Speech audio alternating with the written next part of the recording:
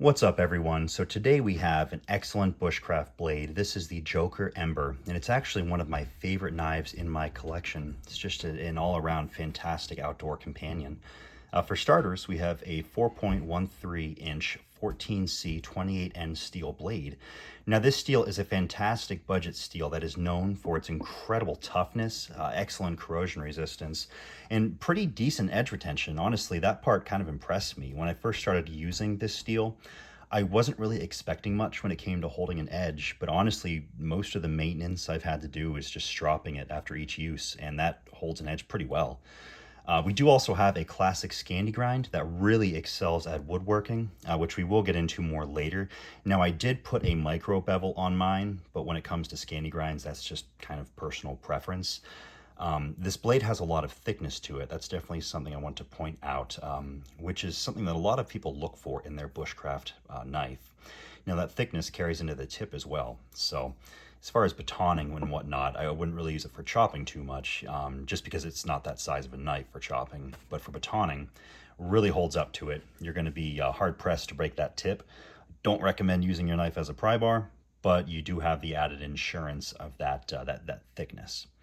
The handle feels awesome, and it's absolutely beautiful. You do have several options for handle scales depending on the price you want to pay. These scales are curly birch with the black liner, and I think they look pretty classy. It was also the cheapest option. I think this one ran me a little over $100. I think Amazon might have them currently for like 108, but don't quote me on that.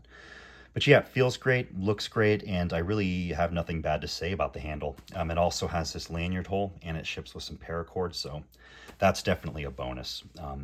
The sheath, as with all Joker sheaths, is just phenomenal. It was perfectly molded to the knife when I first got it. Obviously, it's not going anywhere.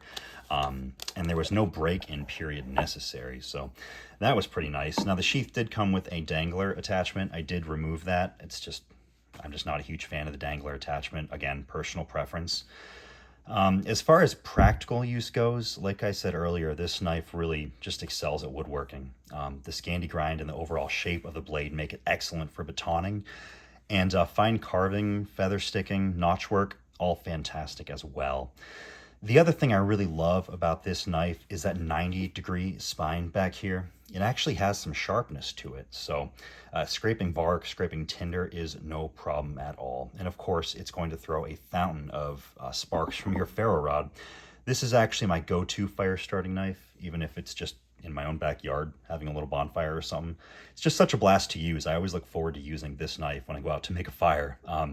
I think a lot of us have that one knife that we just love to carry around and we love to use for different tasks. We just get so excited to use them. But again, a wonderful bushcraft option from Joker Knives. I'm completely sold on this brand, and I do also own their Campero, which hopefully I'll do a review of very soon. I do plan on purchasing more of their knives in the future. Most likely, I will pick up the Nomad next. I'm just not really sure which blade length I want to go with. They do have two different options. I'm eyeing up the Nomad 6.5, but of course, I will let you guys know if I decide to pull the trigger on that.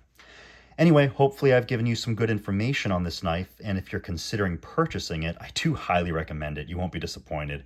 Hopefully you'll learn to love this knife as much as I do. So, as always, thank you so much for watching, and I will talk to you all very soon.